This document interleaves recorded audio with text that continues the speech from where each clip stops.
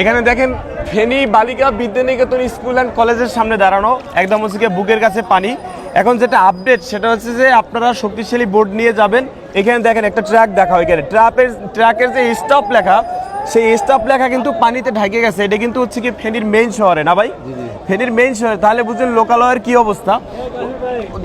হ্যাঁ ভাইয়া, ওদিকেই দেখেন বাইরে হচ্ছে গিয়া বুক বরাবর পানি, আবার ওদিকে দেখেন গাড়িও হচ্ছে গিয়া।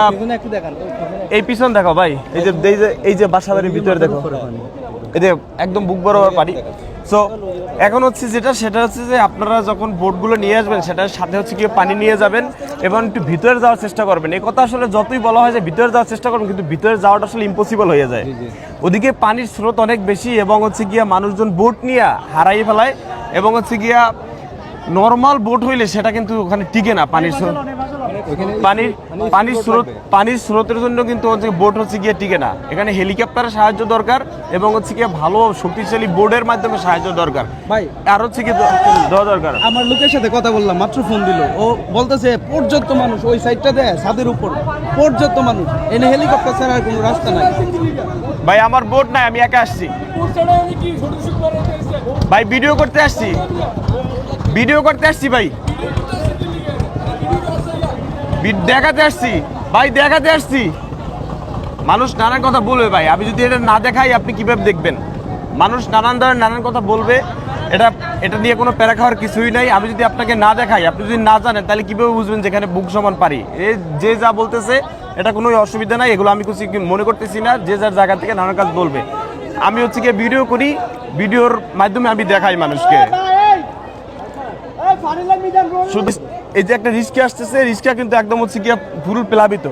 আবার হচ্ছে গিয়ে যে ট্রাকের স্টপ লেখাটাও প্লাবিত। সুতরাং ভাই শক্তিশালী বোট এবং হচ্ছে গিয়া হেলিকপ্টার এবং হচ্ছে গিয়ে দোয়া এবং আরেকটা ব্যাপার যেটা হচ্ছে যে এই লোকালয়ে কিন্তু টাকা উঠাতে পারছে না, দোকানপাট সব বন্ধ এবং কোনো লোকজন নাই। এবং এই এলাকার লোক মানে এই শহরে যারা নিচতলায় দেখো প্রায় 1-1.5 লোক আমরা বিল্ডিং এ আশ্রয় নিয়েছি এবং অনেক লাশও আনা হয়েছে সকালবেলা, কিন্তু কেউ নাই। মানে সরকারের তরফ থেকে এখনো পর্যন্ত অ্যানাউন্স কিছুই করে নাই। ওরা এখনো এখানে যে আসি দেখবে ওটাও নাই। হেলিকপ্টার করে আসে, এরা কি মনে করে এরা নিজেরাও জানে না। এটা পর্যন্ত এখানে আসি কোনো নৌকা কতগুলো আছে, এরা কই যায় ওটা ইনফরমেশন দিতেছে না যে মালগুলো আসো এদিকে আসো ভাই। এখন সরাসরি আপনার হচ্ছে কি বলবো ভাই, কিছু ভাই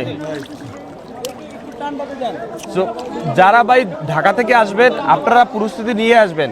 আপনারা হচ্ছে কি বোট ওদিক থেকে নিয়ে আসবেন এবং পানি নিয়ে আসবেন, খাবার নিয়ে আসবেন, টাকা পয়সা যা পরিস্থিতি দরকার ওদিক থেকে নিয়ে আসবেন। এদিকে আসলে কিছুই পাওয়া যায় না, কারণ এদিকে শহরের ভিতরে যে দোকানপাট ছিল সব বন্ধ। এখান থেকে যে আপনি কিছু কিনে তারপর হচ্ছে গিয়ে মানুষজনকে দিবেন, সেই স্কোপ কিন্তু আপনাদের মানে এখানে নাই।